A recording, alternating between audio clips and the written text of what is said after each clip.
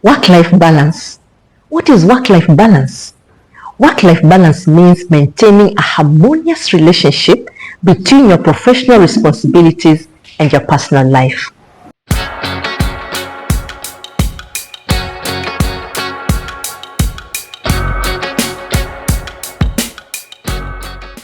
Welcome to Candid Talks with Susan Solomon. We are looking at work-life balance. So work-life balance involves intentionally managing your time and your energy so that your work demands are met without sacrificing your well-being, your relationships, or your personal growth. Two very important things in the life of any individual. Your well-being is important. Your relationships are important. Your personal growth is important. There's a reason why you are here on earth. And you don't want work to be the only reason why you are here on earth. So there must be a balance. And this builds into what work-life balance is. Most people's dreams are that once the workday is over, depending on how your workday is, most people work from within maybe 8 o'clock to 5 o'clock. Others can be working on shift, maybe it's a 12-hour shift.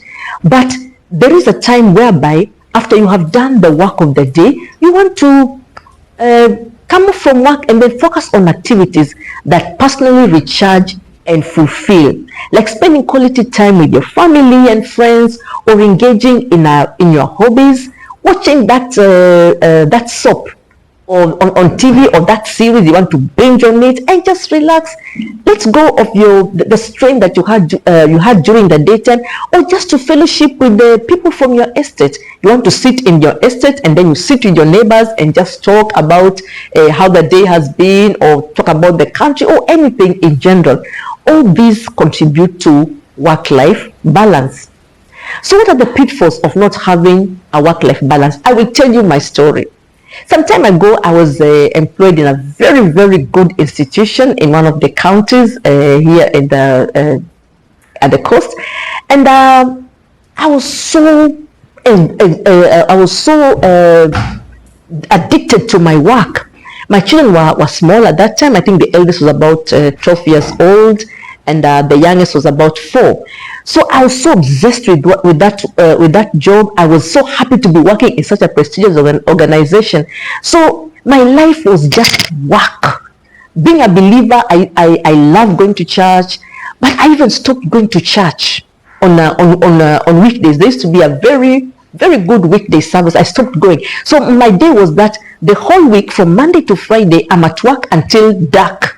I leave my house in the morning. Once the kids have gone off to school, I come back at night. So on Sunday, I also rush my kids to church. After service, we get back to the house. I've taken my handbag. The kids are asking, "Mom, where are you going? Come and play cards with us." I remember an incident. I said, no. I'm off to work. I've got a lot of work to do. They said, and then together in unison, there were 3 of them. They said, "Oh, we don't want you going to work all the time. Come and play with us." I said, no. I must go to work. I must finish the task that I have, and off I go to work on Sunday afternoon. Then I come back when it's dark. So from 2 to about 6:30, when it's becoming dark, that's when I come back to the house, ensure they have had their supper, tuck them off to bed. What happened? After about 3 years, the job was over. And the people who stayed with me, the people who were with me, were my family. Those children that I used to neglect, rushing off to work, coming back at night, everything is just work. So that valuable time was, when I look back at it, that valuable time that I could have spent with my children, getting to know them, playing with them, seeing them grow, seeing them happy to be with me, that time was lost. It cannot be recovered. What about the job? I sacrificed all that to be in a very unthankful job. So other pitfalls about not having a work-life balance is, if you don't have a work-life balance, if all that you do is work, for the 12 hours in a day, when it's daytime, you are just working, it can affect your well-being. Not having a work-life balance affects your personal well-being. You become a candidate for getting emotional and mental burnout. And when you get a burnout, you can't think. Your mind just stops working. You can't think clearly. You can't even just to, what about, not just thinking, even to be able now to get up. You find the body is so drained, even to get up, walk to your working place, or even at the workplace, get up, do this and that, what you normally do. You find that even now, every nerve is crying. Your body is so tired. Your mind is fogged. Your hands are tired. Your vision is getting dazed. Mentally, you just don't know what to think. You start acting irrationally. Chronic stress. You end up having chronic stress from overwork. This can lead to anxiety, feelings of anxiety. Every time you're wondering, oh, I've not finished this task, I've got to finish this task. So there's a lot of anxiety in your heart. It leads to depression. You feel like, I'm not good. However hard I try, I just find that I cannot finish this assignment.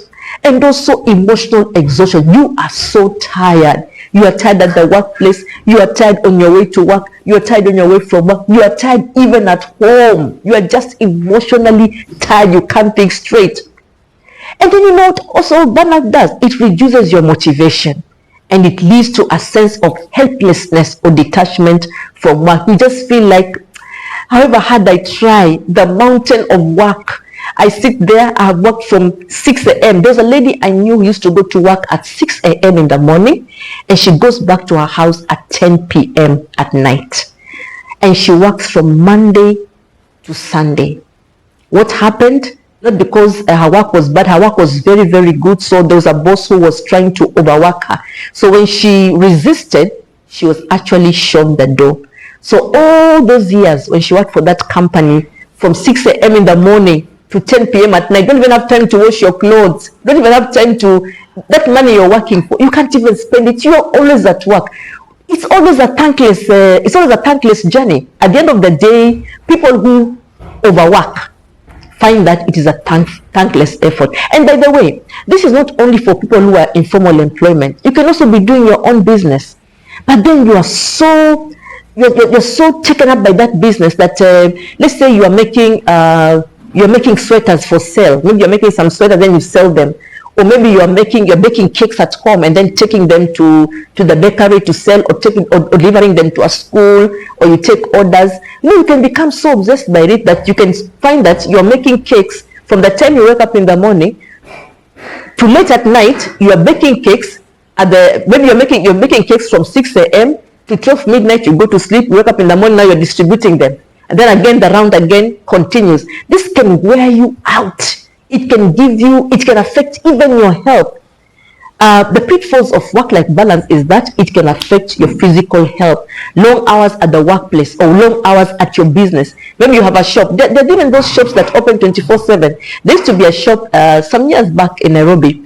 It was a cafe. They used to sell chips to university students. So this shop now, because it was very, very busy, the owner just felt that he'll open it in their 24-hour business. You can buy chips at any time of the night. That is just somebody putting themselves on the line of having a burnout, physical burnout. So long hours at the workplace daily, including weekends, public holidays. You are just at work. You're doing your business, or in your house, you're baking those cakes, or you're making those sweaters, or cooking food for distribution, whatever it is you're doing, or you're in your shop. You don't want to leave your shop because anytime you want to leave, the customers come, or you feel, if I leave, what if customers come? I'll miss them. So you open your shop at 10 in the morning, you close your shop at 11 p.m. at night, even putting yourself at risk of being robbed. So health issues come in when there's no work-life balance. It can affect your back. You can end up getting a backache, a very serious backache. And also it can be suffocating if you are just at the same place every day. Every day you enter through that gate, you do see the same people, you go to the same rooms, you're going through the motions. Every day you're working on those files, every day, routine, every day, Saturday, Sunday, Monday. It can be suffocating. It deadens your ability to think more broadly.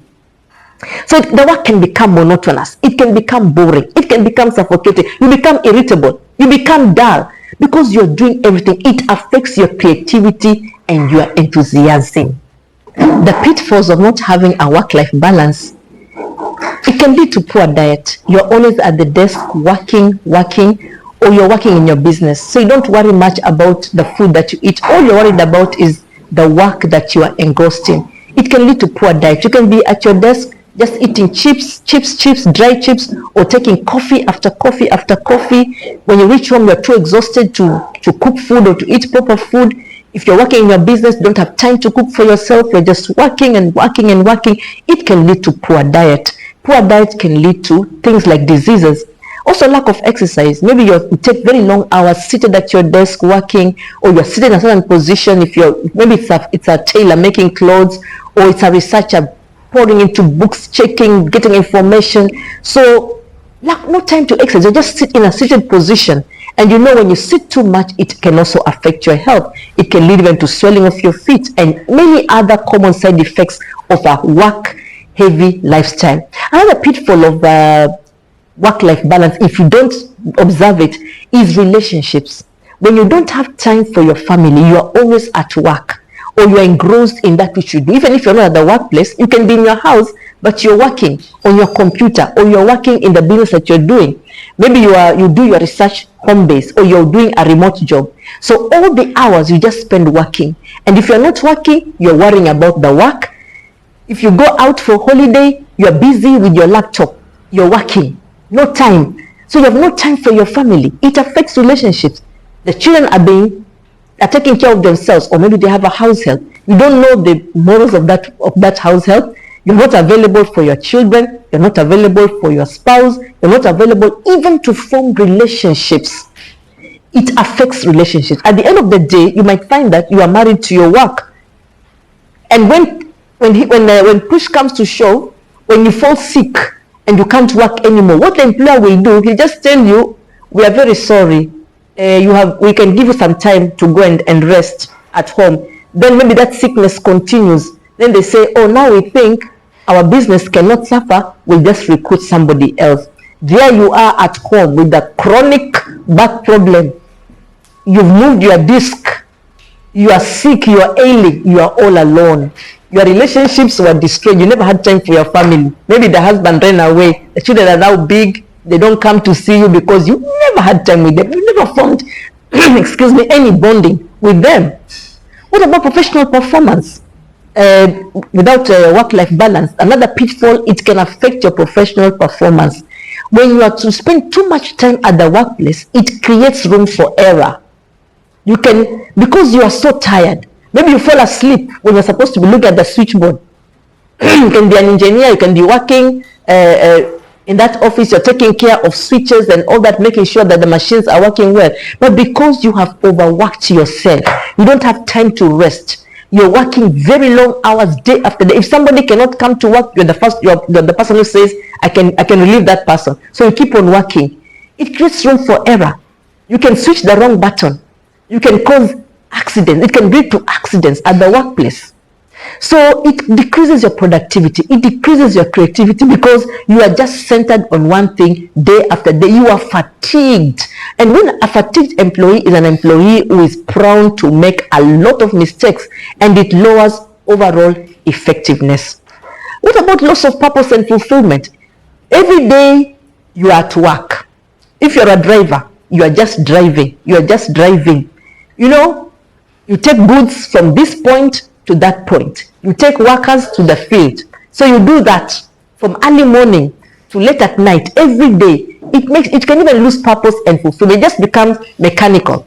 And many other professions, even if you're in the creative arts, if you don't have a balance on what is the hours for work and what are the hours that you spend on yourself, it can make you even lose the sense of purpose and the sense of fulfillment. Your work dominates your life. Your passions, your habits, your self-esteem and growth, they're sidelined, all because you're working. So this imbalance can lead to a lack of meaning and long-term dissatisfaction. Work-life balance, if you don't have it, it can make the work that you do to become a toxic cycle. There are no boundaries between your working time and your rest time. So this can bleed into your life, creating a cycle of overcommittedness and guilt. Some people like working, so they're always working, that when they're not working, they feel guilty. Oh, I should be working. I'm wondering, why am I free today? Then that means I'm not, why isn't the boss giving me work? Then it means now that they have lost interest in me now. It means that maybe you're going to be retrenched. So your work just becomes your sense of identity. It becomes a toxic cycle, and you even feel guilty when you're not working. Then another thing, there can be career regret and resentment. Many people who neglect work, who neglect life outside work, later on when they do that, they miss very important. You can miss very important moments. You don't even go for funerals. You don't go even to church. You stop going to church. You don't travel. You're just at your desk from January to December. You don't take leave. Even when you're sick, you have your flu, you're still at work, putting everybody at risk of catching that flu. Later on in life, when you have worked to 74, to 60, to 55, or when you are now sick that you cannot even you cannot even reach retirement, later on you'll get to find that, was it worth it? You'll find that it was not really worth it, because at the workplace, they've already recruited somebody else, and they're busy saying, even this person is working better than the one who left. The one who left was just creating mistakes all over the place. So you might want to leave a legacy, but then you'll find that because of overwork and the messes that came about because of that, the company might even be happy that now they've gotten rid of you and they've gotten somebody else, maybe even two people, or they've automated that work process, and you find that even it was not worth it, because even the legacy you left behind is not a good legacy. The people are even happy that they got riddance. They say good riddance to bad rubbish. So let's balance our work life, and let's balance our personal life. So what are the characteristics of a healthy work-life balance? How does it look like? Or how do we go about it? We should set boundaries. Define what are your specific working hours, and separate your work-related tasks from your personal time, from your personal life, So this prevents your work spilling into your personal life. If you say, I'll be working, maybe you're in self-employment. Okay, you can say, okay, this amount of time I will spend in the work that I do. I'll be giving my work 6 hours. Then the other hours, I can use those hours on my own, doing my own hobbies, or just relaxing with my family, or going out. You can have a fellowship, you can go to church, or you can go to the village, or maybe you have some you can go to the estate meetings, So set boundaries. My specific working hours are from this time to that time. I will go to work. If you are in paid employment, most of the time it is from 8 o'clock to 5 o'clock, though it can also be longer, depending if you're working on a shift, 12-hour shift, 8-hour shift. You say, at this time when I'm at work, I will work. When I come out from work, I will not be on my phone now still answering work emails, sending emails, trying to do, carrying the office to the house. But you say, I will work very well. I will concentrate. I will not roam around talking to everybody. You are the parking lot, you're talking to the drivers, you're talking to your friends, and these are during working hours. So when you sit at your desk, you realize the work is so much, time is gone, so you end up working late. But you say, in these 8 hours or 12 hours, I will concentrate on my work, and when the time is up, I will stop, I will close the books, I will leave the workplace, and I will go home and concentrate on concentrate on my personal life. I will spend time with my children. I spend time in my house. Some people work, they don't even have time to clean their houses because all the time is spent at the workplace.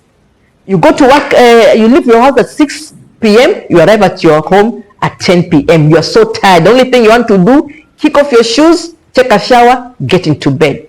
So at least when you set the boundaries, you can be back home in time, you can clean up your house, you can wash your clothes, you can cook, spend time with your family. So set the boundaries. Manage your time well. There should be time management. Prioritize the tasks that are efficient, prioritize the tasks that you do. Prioritize and organize your tasks so that you can have time for your professional work, and even if you are pursuing a cause, you're doing your work, and also the time that you spend on your personal interest. There should be time management. So prioritize your tasks very, very efficiently so that you have time for work and time to pursue your personal interest. Stress management. In every work place there is stress. So how do you manage your stress?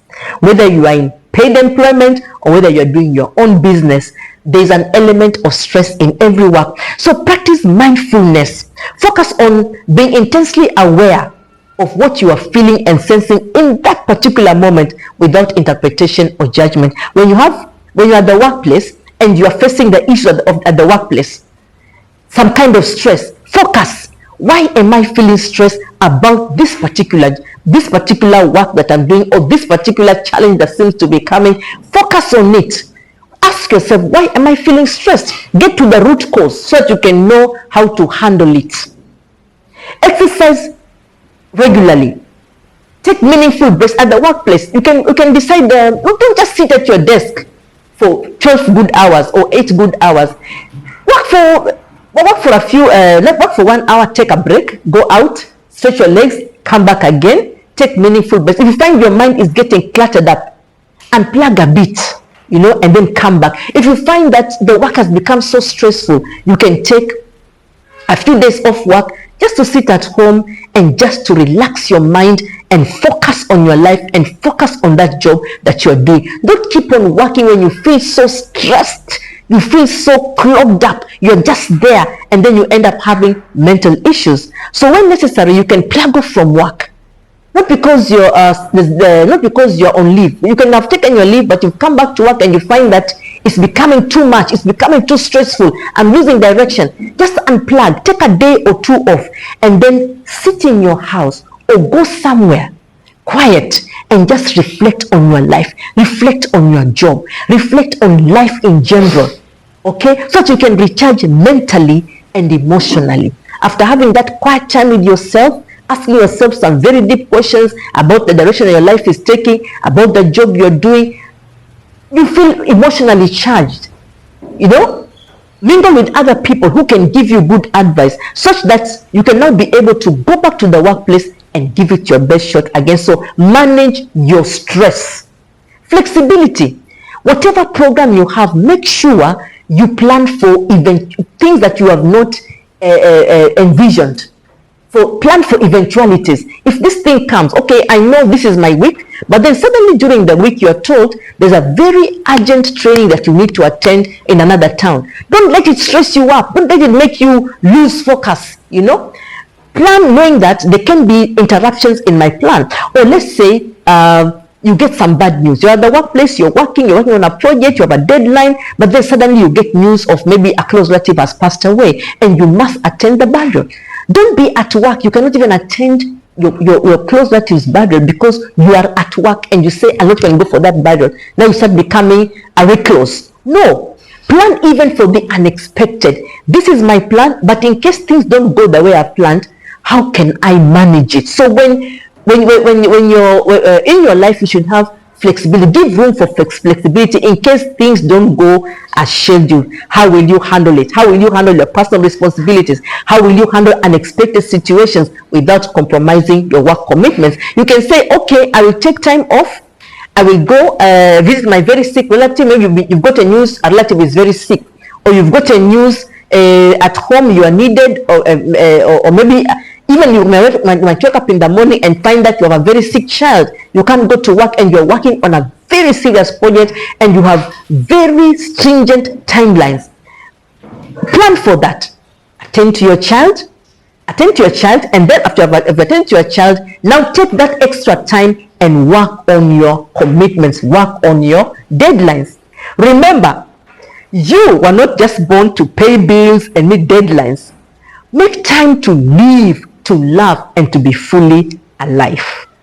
So work-life balance is very important. Let's apply it in our lives so that our lives can continue being meaningful.